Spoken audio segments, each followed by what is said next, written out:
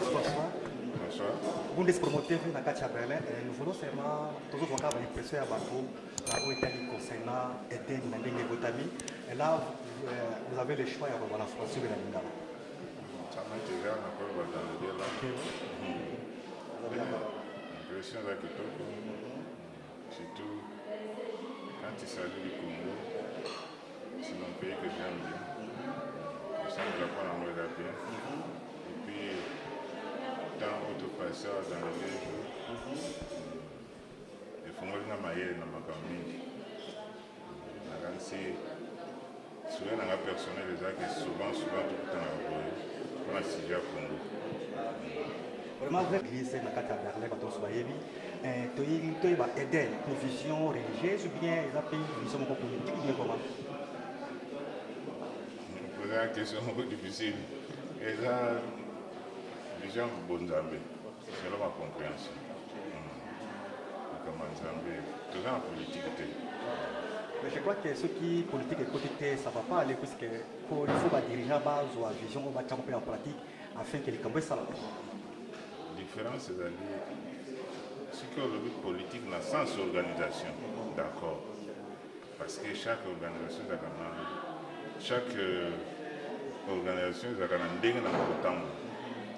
la politique n'a sans soi, d'accord. Dans le sens où nous avons un esprit, non, il y a un Merci. Je crois que Batebeli va interview vraiment le second pour encourager Baroni pour contribuer à la participation dans la quatrième. Pour l'engager, Toya, nous sommes africains. Aider les seulement pour la Communauté, mais pour l'Afrique. L'Afrique Mobimba. Délivrance et Afrique. C'est très important. Makamingi, où est-ce que souche dans le spirituel.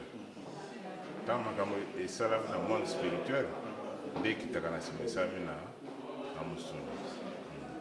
aider les autres traiter leurs problèmes spirituels, vraiment, ça me fait plaisir. En tout cas, merci pour ton début de la Merci. Bonsoir, papa. Bonsoir, papa. Vous êtes promoteur dans la Catalan, vous avez le choix de bien français, selon les mots de se sentir à l'Abysso à l'aise. Tout le monde qui participe à la conférence, il y a aidé, tout le monde qui est impressionné au niveau social.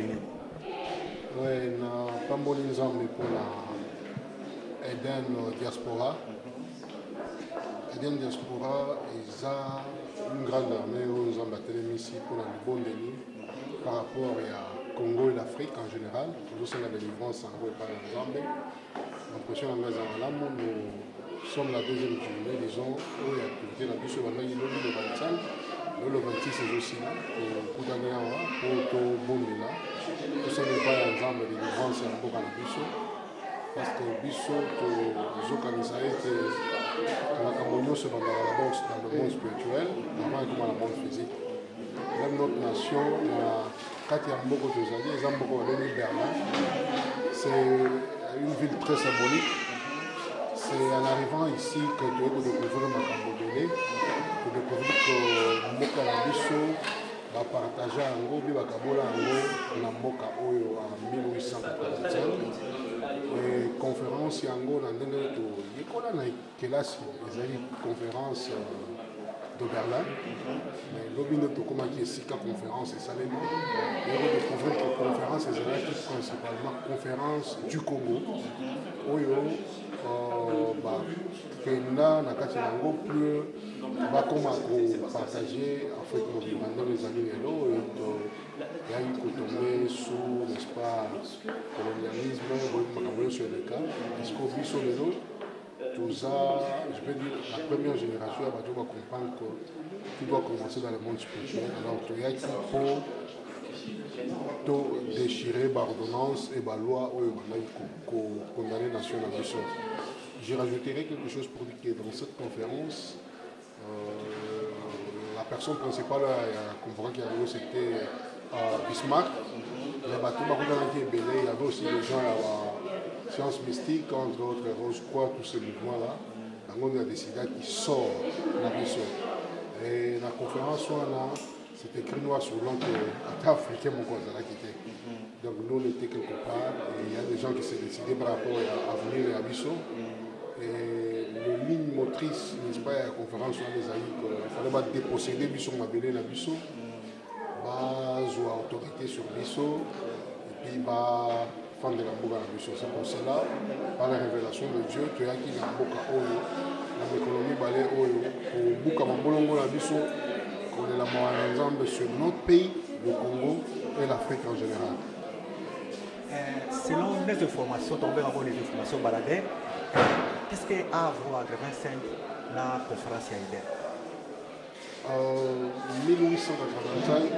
1885. Ezali Mokolo Oyo, certaines personnalités, ma puissance, je peux dire étrangères, ma fanda, on dit que sur la masolo, Oyo concerné Mboka na biso. Plus précisément, conférence sur le Congo et comme conférence de la division Afrique Mobimba. C'est pour cela, comme conférence de Salemaki Awa, c'était le lien au Yobakangaki. Ils ont signé les ordonnances et les lois pour convoquer conférence et puis pour partager mon cannabis. C'est ainsi que par une révélation, nous avons compris qu'il fallait toujours à la source. Parce que mon issue et baby Namboka, il y a plus source. Alors il faut rejoindre la source, place Makabo Bandela, pour tout y a copicola, pour boucler la forteresse, nous sommes moyens. C'est pour cela que nous allons à Berlin. Tout le monde dit que dans la conférence de Berlin, c'était plus parler sur la colonisation de l'Afrique, l'occupation de l'Afrique, le partage de l'Afrique. Mais tout le monde dit que nous allons parler sur les visions, les visions christianisme, les visions religieuses. Alors je voudrais dire quelque chose. Vision et la religion, c'est pas tout ça, mais nous devons comprendre qu'il est dit dans la parole de Dieu que l'Église, nous sommes la lumière du monde, il faut tout éclairer, et puis nous sommes le sel de la terre. Une des caractéristiques qu'il y a sel, c'est de donner du goût. La vie est comme un malade sur la terre, lorsque l'Église est là, ils ont pris sur le principe, ils ont dans les Sabakamosu, c'est comment on vit vivre la Kimia, la Kobanga Nzam. C'est un peu ça. En tout cas, c'est pas les mille que nous Irlande et la Berlin pour la conférence. Encouragement, la bataille dans les BNT, les gens vont découvrir Iden à la Moutifa, tomber la Berlin, et tout ça, on va l'informer. Alors, je voudrais dans un premier temps que quand les Sabakamosu vivre dans Mboka, tout ça dans la biso nyonso limboke, tout Mboka Mabolongo, tout le monde pour la Mboka na biso. Le cadre est là. Je sais qu'il y a en Allemagne, ils ont déjà Awa, ils ont un coordonnateur dans Bissau, on fait Jean-Marc Kadima, c'est l'homme responsable, il y a Eden de Diaspora, il vit ici en Allemagne, et certains responsables sont Awa à Berlin, tous ont Maman Kati, tous ont Papa Mayombo, tous ont évangéliste Tchondo, tous ont Pasteur Alain Okito, basali sur place, bon contacter Bango, va Sabino, ma précision en ce qui concerne Eden Berlin. Mais pour la bataille, nous allons vivre en Europe. Je sais que Bitumbatori, Kobundango, la Vanzela est belé, la Bissau Toyebi, Mungo, le Kinyoso, et Zako, de la part la Molongo, au centre de la Epaille d'ensemble, parce que Mokili, nous a mené à Kéla, alors il a contrôlé à Makamonio sur le à la Katamaki. Alors nous savons qu'on part nos genoux, nous sommes assis à délivrer, assis à Sekoli, Mboka na biso, assis à Sekoli Pays Afrique, à Petit la Katia Mboka na biso. Merci vraiment pour la table au Pessi pour la Biso. Merci beaucoup. Merci de Konabiso et à Bundes Promote TV, na Katia Mboka Berlin, Okukuta na biso, nous sommes à Merci. Merci. Merci. Mesdames, Mesdemoiselles et Messieurs, la Pessi Binombote, surtout Bakoyo Baladanga na 3w.bundespromo-tv.media, na Pessi Binombote. Lelo, na yambi Mosali Monere, Mosali Nazambe, na circonstance ya Eden Diaspora. Papa na Pessi Binombote. Bote papa. Tomoni Eden Diaspora et Botabi ezalokola mbule beti elingisi mo kebobimba. Olobini ni kulokola impression na yo na musala ndenge bandi. Bon, omoni ndenge bakomi ezolobeki eloko eza na ntango nango ntango nango ebandi eza ntango ya nzambe likanisi oyo ezwama nanu te bana tobota initiative ya kokanisa lisolo oyo eza lokola blague balobi ke non il faut kokoma na source sika mabe ebandaka baye na conférence après ndenge esika ezali provocation te na mindele. De toutes les façons, nous avons une provocation dans le mais les abitumba, les combats spirituels. Dans le monde des esprits, les alliés bloqués au tombeau là-bas, bloqués dans les combats. Mais ils ont des agambos puisqu'il y a ça là. Donc, la conférence est par là qui te sert à pouvoir me dire que non. Donc, il y a qui bien éclairci. Il y a une conférence séparation Afrique. Comment l'initiative a comme une idée que non, il faut comme on a l'esprit et comme on a la rythme spirituel. Déjà bouillé. Donc, il y a des séparation et Afrique. Mais il y a des gens comme les sous il y a Bolivie. Parce que tant que nous avons séparation Afrique, séparation de ça, on dans Bolivie. Et ça, on a politique, ça, on a Bolivie. On va comme on a un conflit, on a un conflit, les Africains. Le problème est qu'il y a Congo. Donc, il y a qui peut être Bakabola, il y a qui conférence, on a des conférences, et il y a Congo. Parce que Congo, des amis malheurs, il y a Babiloko, tout le monde en Afrique ou Kabona. Parce que il y a qui peut être Kabola, il y a qui peut être Portugal, na Léopold. Alors, tant qu'on va faire sur le côté Congo, Portugal a se senti que nous allons les aider. Alors, nous allons faire les Ghanissi, nous allons faire l'Afrique. Mais tant qu'on va faire les Macapos, et ça, c'est le monde à ténèbres. Et c'est dans mon ligne. Alors, si tout le temps, on va faire les Ghanissi, là, c'est pas Tangani, là, c'est pas Biaki. C'est une chose à la place de la protection. Puisque l'autre, on va faire une malédiction d'origine. Et c'est quelque chose pour la défense, au niveau de l'origine. Il y a encore tout ça qui se passe par l'origine, la perdre. Merci, Mimi.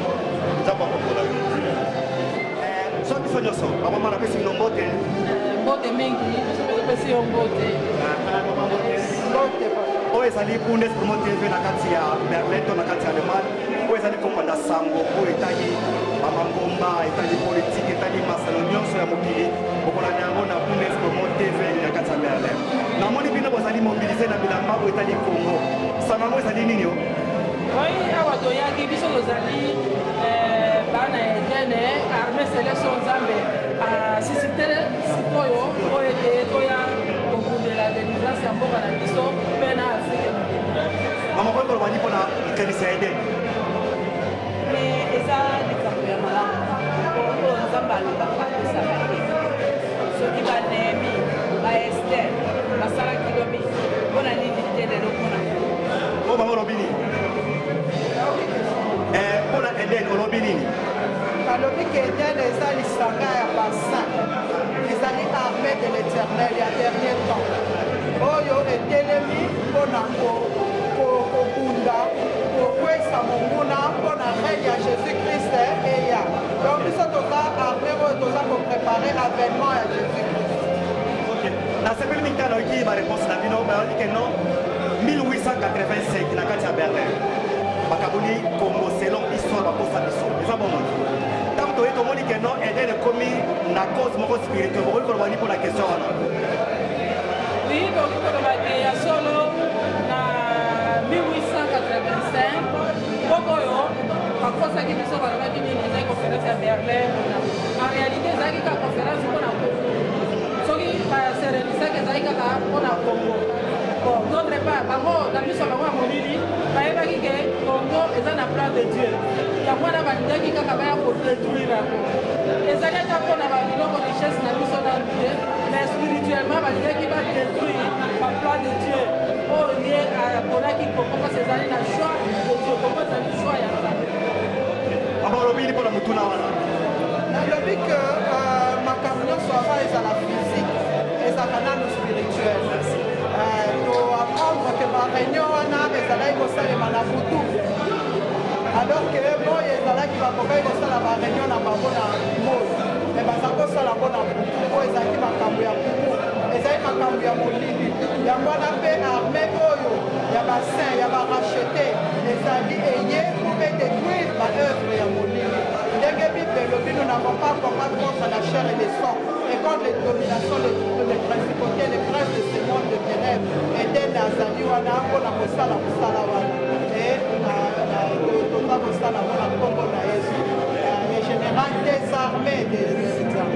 Maman Lobini pour la motuna wana. Pour la motuna wana, merci pour le tunika yango. Pour tout karasa, mon aki yango lobi na miso. Mon aki yango lobi na miso qui est na quartier wana. Esika wana obatie na tableau. Ebe esika la pone. Les années conférences de Berlin, nous avons des conférences du Congo. Et comment mina tableau yango ba boye batie anzela na place touristique bato baza koleka.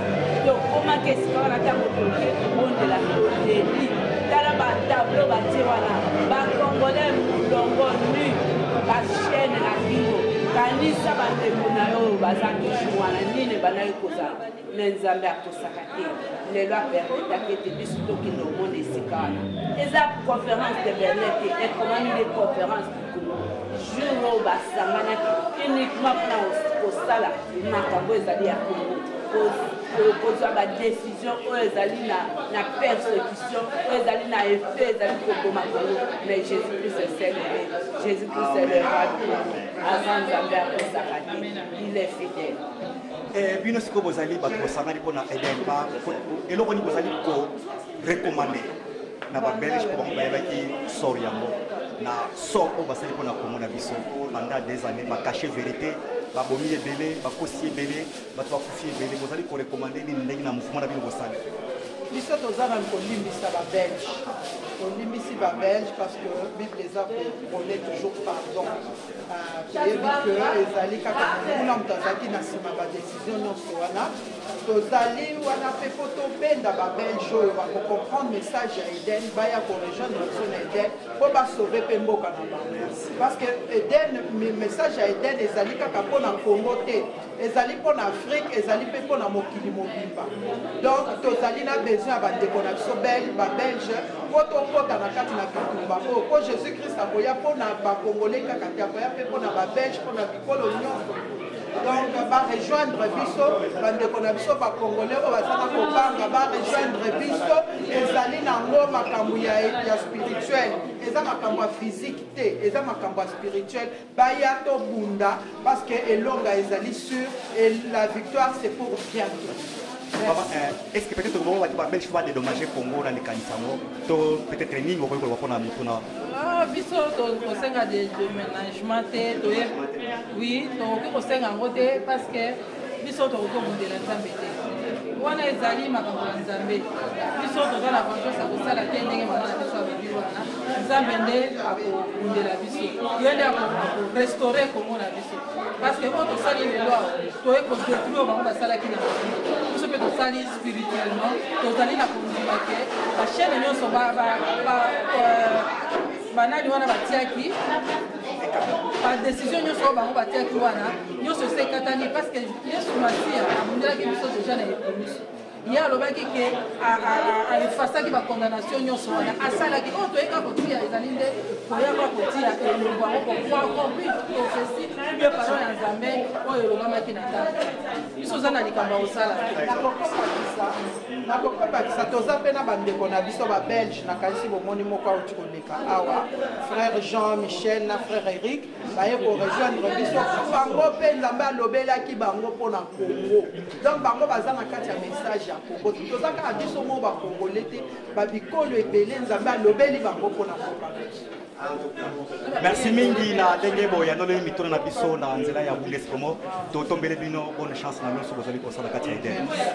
Merci mingi biso pe topesi bino merci na importance oyo bozala nango parce que bozali canal oyo bozosala ke sango ya nzambe mpe epanzana wana tosepeli makasi parce que Eden eza kombati makasi bato bazokanisa ke biso tozali parti politique bato bazokanisa ke ezali likambo moko ya église moko songolo mais soki botali ndenge biso tozali kaka groupe oyo nzambe aponi bachrétien nde de nouveau oyo ye aponi abengi ke armée moko ya sika oyo asisite oyo eza na Esaïe 13 ke toya kobondela mpo plan na ye komisama.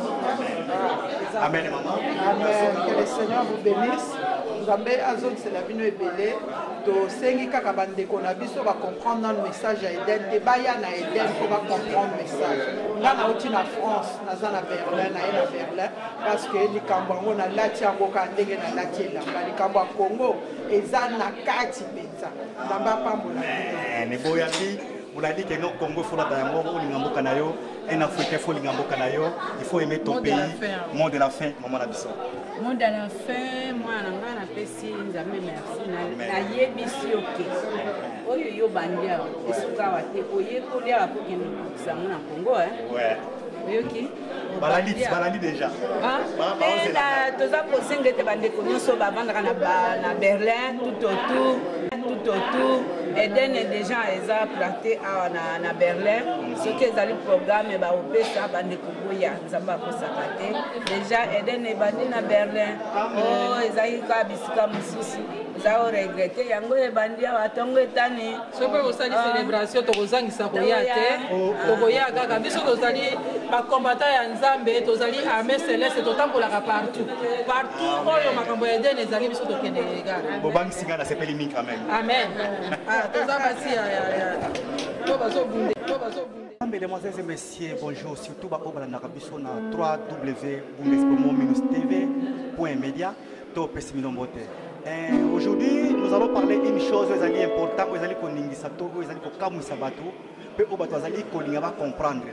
Eden diaspora. Papa, tous allez dans Bundespromo. Ici, nous sommes libres. Pour seulement s'exprimer, vous avez volonté tonine oyo ou babengi idée. To moni que non Eden diaspora. Et votre ami, c'est comme une pluie et petit, ils allaient pour ça partout. Vous allez comprendre, vous allez kimaka bakaki, vous allez kiki. Eden c'est quoi au juste d'un mot? Eden, c'est-à-dire ensemble pour la délivrance de la nation. Eden est à prière pour Nzamba Sungamboka pour la délivrance il y a Congo pour l'Afrique. C'est pourquoi on parle d'Eden diaspora. C'est-à-dire nous prions pour le Congo, nous prions pour l'Afrique. Eden est un parti politique. Eden tozo finga batona Eden te.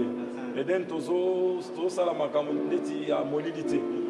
Donc Eden est un groupe tribal te, est un parti politique te, Eden est une église te, Eden est un pastoral te, Eden est un groupe ya louange te, mais Eden est une armée spirituelle de Dieu pour la délivrance ya bamboka na biso ya Afrique.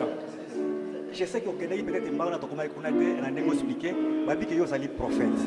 Mais si la vision d'Eden, on dit qu'Eden a existé. Est-ce qu'Eden, ces mots-là, tout est venu? Pourquoi Eden?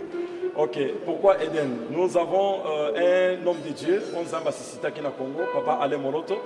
Nous avons appelé ça une mission Bibane. Mission à l'Ibosso pour restaurer l'hôtel d'adoration dans Mokanabiso, à Congo. Parce que tu as vu que pendant 32 ans, les Congolais, tu as adoré Kimut, au lieu d'adorer Dieu. Alors Dieu, Zambalingaki a restauré l'hôtel d'adoration.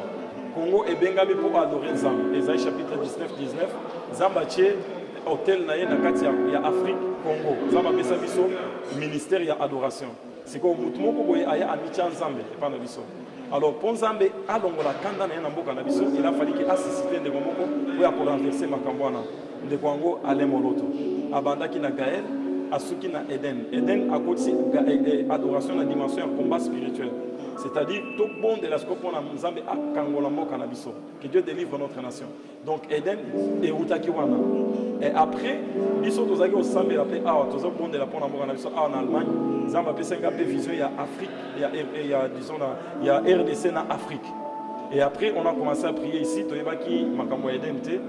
Un mois avant que papa de mon papa fasse la Sangisi Biso, début si quand tu Eden.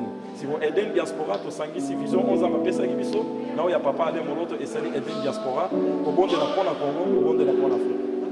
Tant qu'on peut-être pour restaurer adoration. Et l'Ibro Bani pour que nous soyons accompagnés dès que nous à Congo, tu adorer qui, tu Elomo Salamaki, tu adorer, pour restaurer, ça veut dire quoi? C'est-à-dire, ici il fallait toper sans âme. Le coup, il fallait toper sans âme, toper sans pas battu. Le président Moko a saqué par la mission, ça fait 32 ans, il y a rien. Parce qu'il a adoré comme Dieu. Papa, ça y est, c'est-à-dire, une personne a pris la place de Dieu. Alors il fallait qu'on puisse restaurer ça. Parce que l'adoration que Dieu nous a donnée au Congo, ça doit revenir à Jésus-Christ. Yango Papa Léa Lobeli, Jésus-Christ est RDC, roi du Congo. Donc la seule personne qui doit être élevée, adorée au Congo, c'est Jésus-Christ. C'est pourquoi nous avons levé la restauration. Eden, quels sont des principes que Eden va respecter afin que Vision et que les d'abord, c'est unité. Parce que Ebanina est ensemble. C'est-à-dire, socle la bisobisiga to famille. Mabango to famille. Unité, amour et pardon. Vous comprenez? L'unité, l'amour de la nation. Copé ça, Congolais ont son valeur. Copé ça, Africains ont son valeur. Tolongoli makamba qui tribalisme. Yo osamu Congo, osamu Ngala. Tolongoli makamba régionalisme, nationalisme. Yoza angolais, Ngala za congolais, Togo fanda, bino boma biso, bino bazongo tout ça. Tu makambo nyos ndenge zala. Alors Eden eye pour briser makamwana. Avant angolais azala kité, congolais azala kité. Tozaki peuple moko. Mais mutu moko ba décider à na Berlin, bakati ba frontière. Lobi wana komi congolais o angolais to komi ba ennemi o biso to botama ba binemité. C'est-à-dire c'est quelque chose qu'on nous a imposé et les lots ça pollue des gens et tout ça n'a pas raisonné dans notre diaspora, des gens intelligents, intellectuels, mais pas enflammer le feu du tribalisme. Pourtant avant ils ont voté. Ce sont les Occidentaux à Berlin en bas décidé qu'un Angolais Azala, un Congolais Azala. Vraiment, on n'a pas compris les choses, on s'étrie entre nous-mêmes. Vraiment que le Seigneur nous fasse grâce. Maintenant, revenons à la question où ils allaient pour ça, laquelle non, conférence de Berlin, 1885. Pourquoi vous suivez pourquoi vous avez une conférence? Puisque selon l'histoire, cette conférence a été pour diviser ou bien séparer l'Afrique d'une façon coloniale. Nous voyons la vision et que non, il faut que 1885 à Berlin, Tobuka. Pendant que dans cette conférence, il n'y avait pas, selon l'histoire, il n'y avait pas de choses spirituelles. Pourquoi vous expliquer sur le Coran? Ok, merci. Tu as la vérité. Moi, je vais l'exception dans les médias, les Alukuta. Ce que nous avons appris, les gens qui s'étaient réunis, ils étaient occultistes. Parce que Berlin est la capitale, il y a des occultistes dans le monde entier. Et les réunions, c'est que le problème, nous sommes moins informés. Et nous nous arrêtons à l'information qu'on nous donne par les médias. Les médias vont faire cette information sur notre. Alors, quand nous sommes entrés dans la profondeur, nous avons commencé à chercher. C'est Dieu qui nous a envoyés à Berlin. L'année passée, nous avions ensemble dans la célébration de la 2014, la discours. Nous avons une vision. Nous avons une foudre et nous avons porte à Brandenburg. Nous avons ensemble dans la il faut qu'on marque à Berlin pour annuler l'acte de condamnation. Tel en Afrique, le président Nina Miel a fait pour la cause. Dans la tête. Attends, voter. Il faut batouana, bandima. Ça ne marche pas. Pourquoi? Il y a un lien spirituel qui lie l'Europe à l'Afrique. Et ce que l'Europe décide, ou bien ce que les États-Unis décident, t'as pas politicien. Avant, on a Berlin, à Paris, à Belgique, pas décideur. C'est-à-dire à partir de la conférence en 1885, on a décidé sur ce qui doit se passer en Afrique. Il y a un télévision comme 4e génération. 130, c'est 1, 3, 0, 4. Nous sommes la 4e génération. Il faut tout ce qui s'en C'est déjà 130 ans depuis que cette affaire a été passée. Na moni kolobi toye na Berlin pour annuler acte de malédiction pour na bilo kono swana. Pour annuler monde ni na moni ki lelo vist na bilo mise wana. Et l'accepte noni. On a elo kone salama ki ko sa ni pour annuler acte ngo. Pour annuler acte ngo ka na façonning pour annuler acte ngo. Mais quand on peut expliquer biso. Acte ngo, Bible nous dit qu'au commencement était la parole. La parole était avec Dieu, la parole était Dieu. Toute chose que nous voyons a été faite par la parole. Ba pacte c'est ça les marana maloba. Attention, la parole a la puissance de la création. Donc ces gens-là, quand ils se sont réunis, ils ont fait des pactes, ils ont signé sur les papiers, mais c'était d'abord les paroles, les accords. Quand les gens s'accordent sur quelque chose et ils le font spirituellement, dans les ténèbres, ça a des conséquences physiques. C'est pourquoi nous sommes venus aussi rentrer sur les dimensions spirituelles. Parce que la Bible, nous n'avons pas lutté contre la chair et le sang. Nous utilisons les armes spirituelles. Éphésiens chapitre 6. Nous devons combattre avec l'épée de la parole. Donc nous avons utilisé les armes spirituelles afin d'annuler ces actes-là.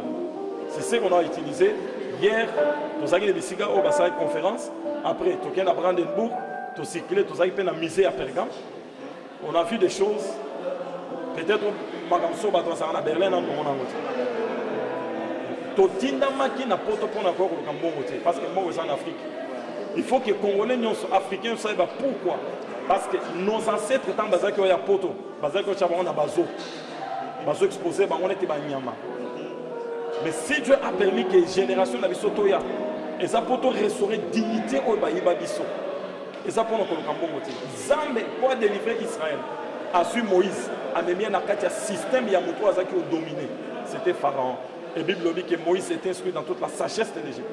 Et Dieu prend la personne qui était dans le système, pour comprendre le système, abimissier pour délivrer Israël. Il y a toujours que c'est la diaspora qui va délivrer l'Afrique. Parce que Dieu est en train de travailler au sein de la diaspora. Donc comprendre, bien aimé, que la présence de la mission à Poto est pour une mission spirituelle. Ceux qui sont bien, on va travailler ici, on va souffrir. Il faut combien?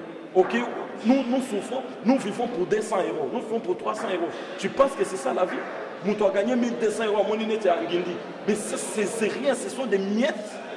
Tous en a diamant, tous en a or, tous en a coltan. Nous avons le pétrole, nous sommes plus riches que venir ici dormir pour 300 €, 500 €, 1000 €, 2000 €. C'est quoi ça? Donc nous devons comprendre la mission pour laquelle nous sommes ici. Makamo, il faut révolutionner mon pays dans le monde ensemble. Ce qui est touché, c'est-à-dire aux gens il faut au bon de Nzamba révéler. Merci en tout cas par la livraison de la déjà. Encore question au foyer. Bon, ça va, puisque vous avez un autre il y a des motos, bon, ça va on expliquer. Tant que vous avez on a mis sur l'autorité en boca, on va avoir des provocations qui bien comment. Les gens mon papa. Au moins ils sont dans le monde qui a. Ils sont dans le monde qui est. Au moins ils sont ceux qui n'ont qu'à la Tchénikov. Au moins ils sont tous bon. Exemple c'est que nous revendiquons cette chose. Autorisation parce que tant que bango bayaki en Afrique basengaki autorisation na bisoté. Bafanda qui va décider sur l'Afrique sans consulter nos pères. Donc acte au basalaki eza illégal.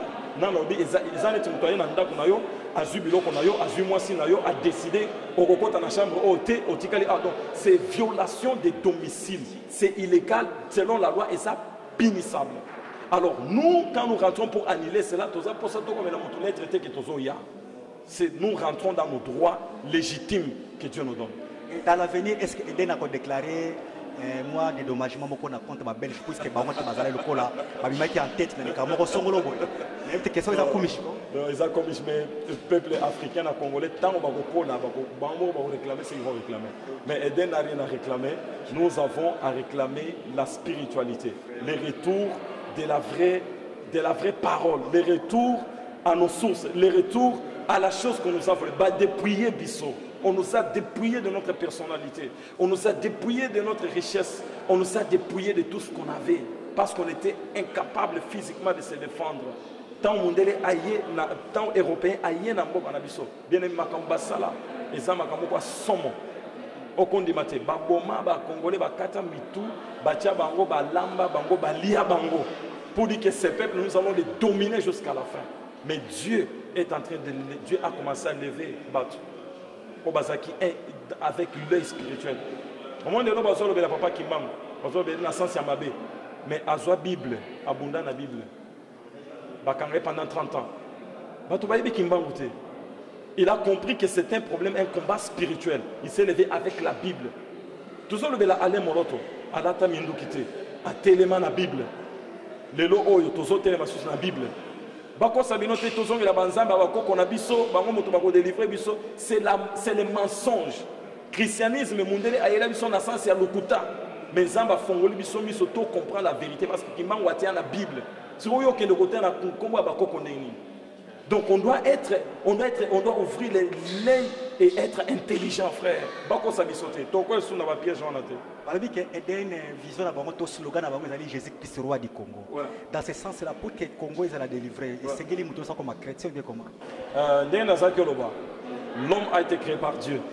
Créons l'homme à notre image. Genèse chapitre 1 verset 26. Bisognon sotoza obligé toza ban ensemble. Olinga te oza ensemble. Mais payer ça la laïcité. Laïcité mutomeme na biso ngo Isabelle. Na musulman toza na bakimba chacun sa croyance. Laïcité mutomeme ngo Isabelle. On doit comprendre. À la colonisation, la laïcité. Il y a un autre makambo swana. Tobi que Jésus-Christ c'est olinga te. Eza option te parce que yende akela yo. Donc il faut y a un azam au konzina yo. Il est ton Dieu. Tu n'as pas d'autre choix. Choix n'a problème on a ezaté. Olinga te. Il faut ça la bongo. Donc Congo eza ya Yesu. Nous voulons remettre le Congo à Dieu. Nous avons une vision sur le Congo. Nous sommes en Israël. Au bon de la Congo, en février. Dans Souka, nous avons une vision. Nous avons une carte du Congo, nous avons dessiné une carte de la tombe de Jésus. L'école de la carte du Congo, étoile Mounene, étoile de David. Ils ont brillé, ils ont éclairé mon Kili Mobima. Et dans mon position, étoile de Zaki, Ezaki 3 croix, l'école de la croix, étoile de l'école. Et Nayoki Batoazo et Mazembo. Dieu dans sa grâce nous a choisis et nous confia la RDC. Cette nation bénie de l'Éternel, la RDC sera sauvée. Donc, Congo est ça appel ensemble. Être congolais, c'est un appel, c'est une sacrificature. Tous une sacrificature et pas ensemble pour tomber ma lumière dans le monde. Parce qu'à la fin des temps, donc, ténèbres, il fallait que votre nakati mokim. Mais à partir du Congo, Dieu va faire sortir la lumière qui va éclairer le monde. C'est-à-dire, nous sommes un peuple sacrificateur. Nous sommes pour la mission tous les sacrificateurs. Dans l'Afrique, nous sommes Ésaïe chapitre 19, Bible dit que la Katia Afrique, nous sommes hôtel et adoration. C'est Yangwana et Congo. Et l'adoration montera devant le trône de Dieu pour préparer le peuple au retour de Jésus-Christ. Donc nous sommes une race de sacrificateurs. Tous on a choisi que tout ponano, tout ponama avant tout botama. Donc il faut au Lukande retrouver le chemin. Nous avons retrouvé le chemin. Jésus-Christ RDC tous landandé kolanda. Donc nous sommes un peuple sacrificateur. Pour Congo et Bonga, il faut que les Congolais ne soient pas ensemble. Ça c'est absolument. Donc, tokoluka minduki gauche droite et kosimbate. Tokoluka ba révolution et kosimbate. Notre vraie révolution, c'est la repentance. C'est que les Congolais ont son organisme. Ceux qui ont organisme, le Congo sera une nation puissante, selon Isaïe chapitre 18. Merci vraiment, Banadia Bundes Promotévé, la Ligue Binomingi. Et voilà que le temps vraiment nous est limité. Moi, je sais que non, nous aurons le temps avec notre prophète, Nicolas Boya, pour te parler à profondeur de l'Italie, Eden et sa vision. Wana bokoiba histoire mobimba oyo egomami na kati ya groupe oyo bengami Eden moya suka Eden diaspora moya suka na ba kolanda yo peut-être ba kolinga bayeba comment peut-on devenir membre, comment quelqu'un peut s'adhérer, ni ba ko sala, quelles sont les difficultés de Nazanango, quels sont les projets d'Eden, tout ça en un mot pour Korobani. À peine nga liboso za ko lakisama nga ba congolais que tout ça, les gens qui ont été en Congo. Et donc, la révolution, dans la Allemand, en Allemagne, à Duisbourg, les Allemands ont de la rapport au Congo. Nous avons Congo. L'église, il y a 5 églises qui prient pour le Congo. Les Allemands ont de la rapport au Congo. Nous avons Simba Moutou. Et ça, Moutou a lingui moi sinon pour le Kayo. Moutou a lingui maman pour le Kayo. À cause de moi, sur la tête. Pour nous, nous avons parce que tout le monde a bisoti. Mais le vrai amour s'identifie autrement. Belgique, combien de kilomètres à Berlin, mais tout ça, on a Berlin. Est-ce que est-ce que on va quitter? Tout ça, on va passer, tout ça, on va église. Est-ce que va communiquer les cas? Est-ce que va éviter? Et c'est un jugement. Et ça, jugement, ceux qui t'ont négligé, il y a Eden. Et ça, jugement pour la vie sur les Congolais, pour la vie sur l'Africain. Deuxième chose, nous avons un soutien.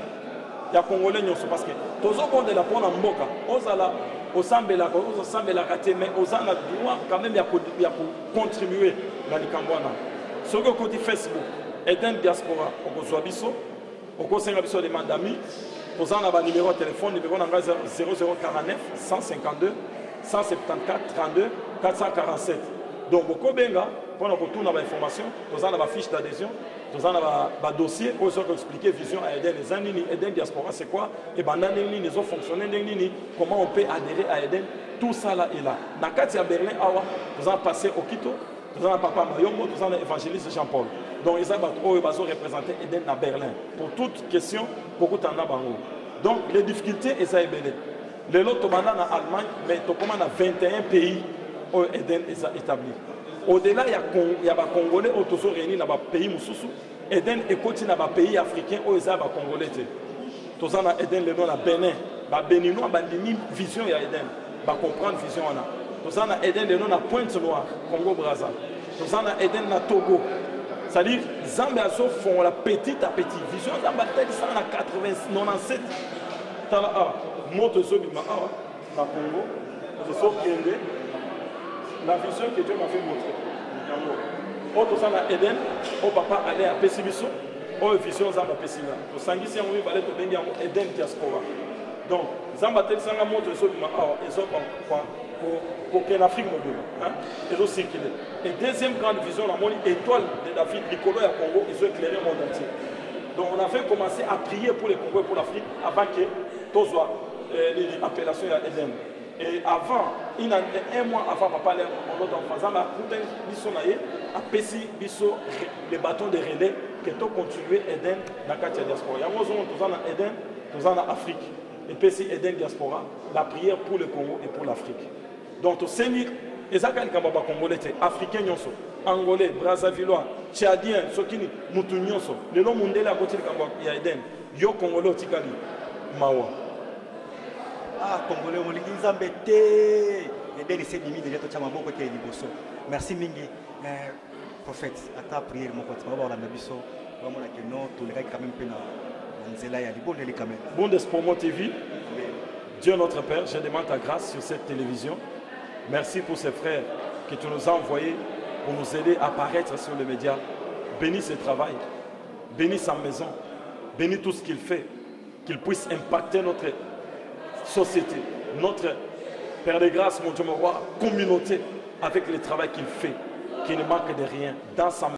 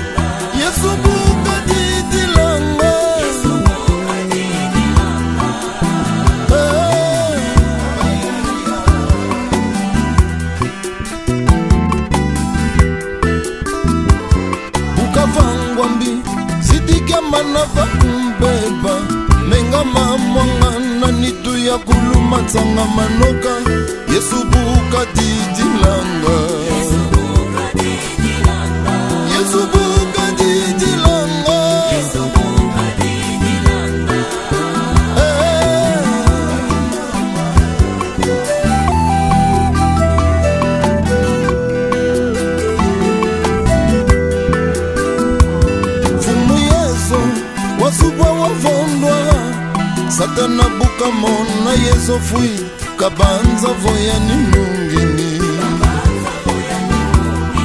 kabanza voya ni nungini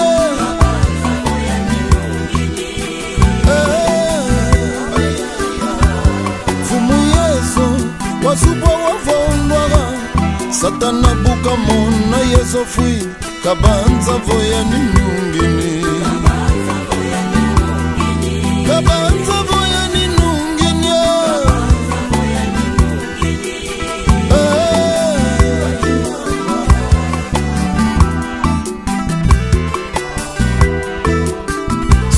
Yesu akufaka te mbele tosuka wapi papa soki asekwaka te mbele tosuka wapi mama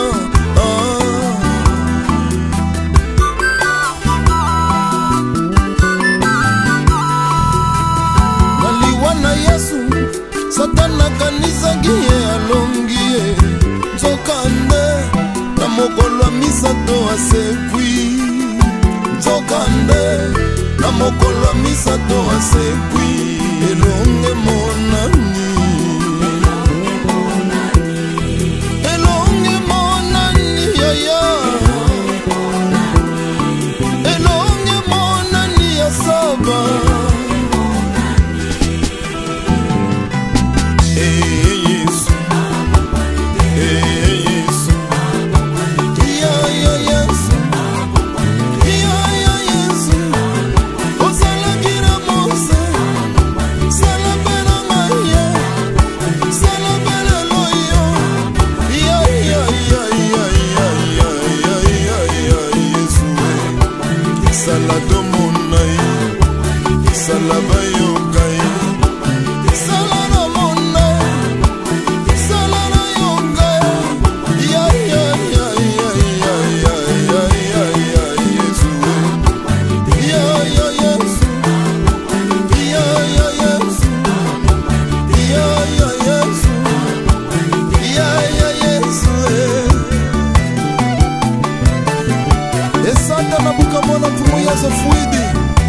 Kabanza voyane nongene